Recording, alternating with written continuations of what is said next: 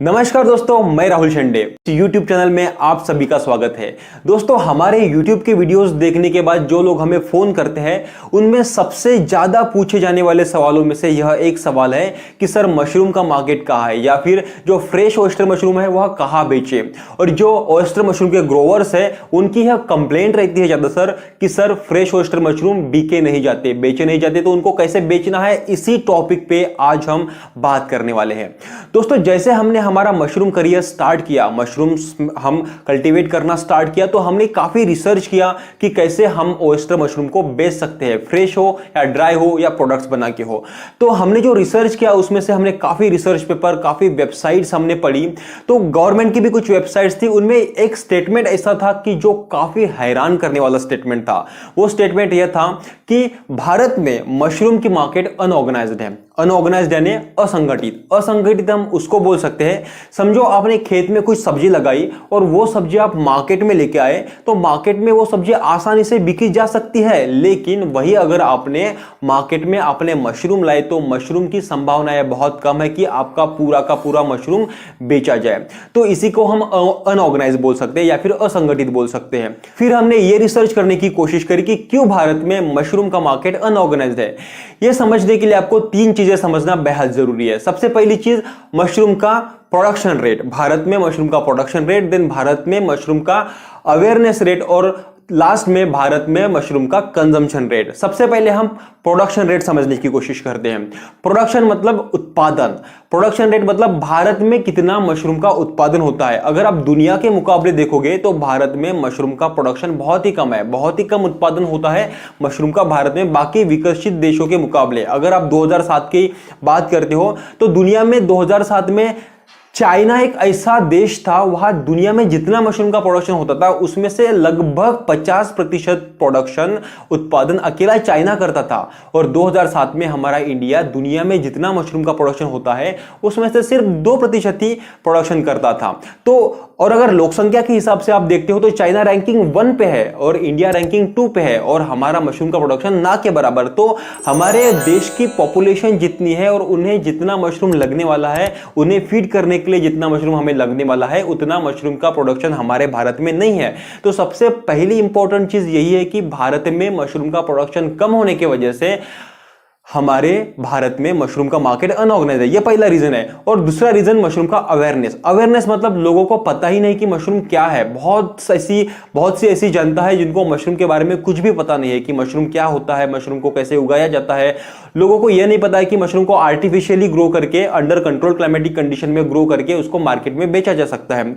जो गांव एरिया के लोग होते हैं उनको यह पता होता है कि जो जंगल में मिलता है या फिर जो प्राकृतिक रूप से कुछ मशरूम उगते हैं, वो जो खाने लायक मशरूम होते हैं उनको वो खुब बोलते हैं या फिर कुकुरमुत्ता बोलते हैं। वो जंगल से लाके खुद खा तो रहे हैं लेकिन उनको ये नहीं पता कि आर्टिफिशियली ग्रो करके मार्केट में बेचे जा सकते हैं। इसलिए कभी कभी मार्केट में अगर मशरूम अवेलेबल भी रहा तो भी लोग लेते नहीं है, खरीदते नहीं है, क्योंकि अवेयरनेस रेट बहुत कम है हमारे इंडिया में। और तीसरा रीजन है मशरूम का कंजम्पशन रेट। जब भारत में मशरूम का प्रोडक्शन ही कम है, मशरूम का अवेयरनेस ही नहीं है, लोगों को पता ही नहीं, तो कंज्यूम क्या करेंगे लोग? मशरूम को खाते ही नहीं। जब कभी कभी मशरूम में मार्केट में मशरूम अवेलेबल होता है फिर भी लोग खरीद के खाते नहीं, क्योंकि उनको पता ही नहीं। पता भी है तो उनको ये नहीं पता कि मशरूम खाने के फायदे क्या होते हैं, क्या मेडिसिनल बेनिफिट्स उनको होने वाले हैं, उनके शरीर में क्या पॉजिटिव चेंजेस आने वाले हैं अगर मशरूम का वो रेगुलर कंजम्पशन करते हैं। तो ये तीनों चीजें आपको समझना बेहद जरूरी है अगर आपको मशरूम का मार्केट इंडिया में समझने की कोशिश करनी है।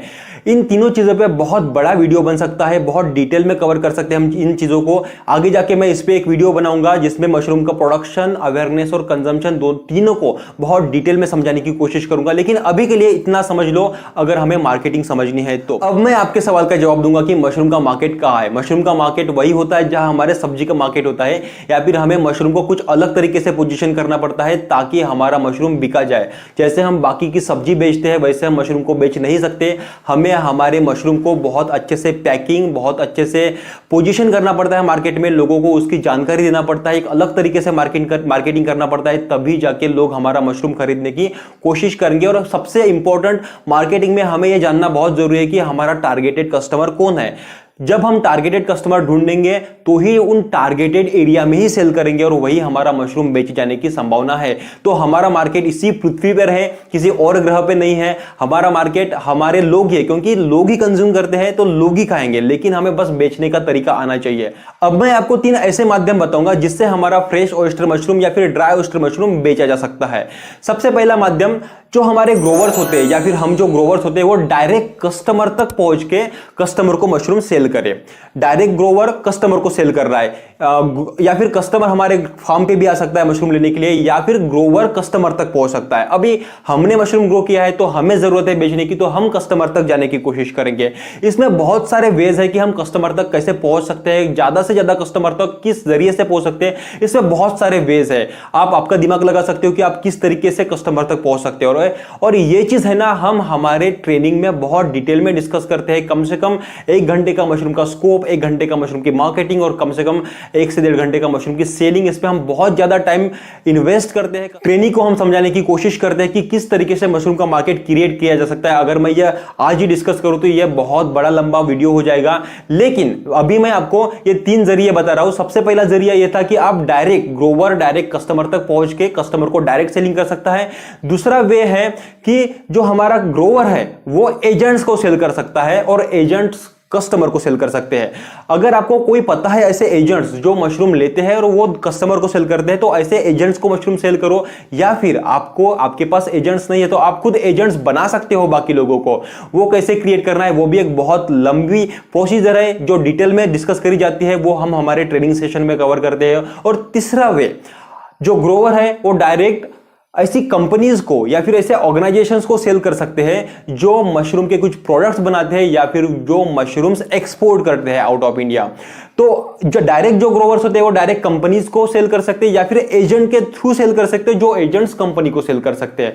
ऐसे 3 जरिए है। पहला जरिया ये है कि जो डायरेक्ट ग्रोवर कस्टमर को सेल कर रहा है, सेकंड इसमें ग्रोवर एजेंट को सेल कर रहा है और एजेंट कस्टमर को सेल कर रहा है, और तीसरे केस में ग्रोवर एजेंट के थ्रू कंपनी या फिर ग्रोवर डायरेक्ट कंपनीज को सेल कर रहा है और कंपनी उसके प्रोडक्ट्स बनाती है या फिर एक्सपोर्ट करती है। तो इस प्रकार से मैंने आपको समझाने की कोशिश करी कि किस प्रकार से हमारा भारत में मशरूम का मार्केट अनऑर्गेनाइज है और कौन से इंपॉर्टेंट वेज है जिस तरीके से हम मशरूम को सेल कर सकते हैं। इसके अलावा मशरूम का मार्केट एक बहुत बड़ा सब्जेक्ट है जिसको 2 से 3 घंटे तक डिस्कस करा जा सकता है, सिखाया जा सकता है, समझा जा सकता है और इसमें बहुत कुछ रिसर्च भी किया जा सकता है।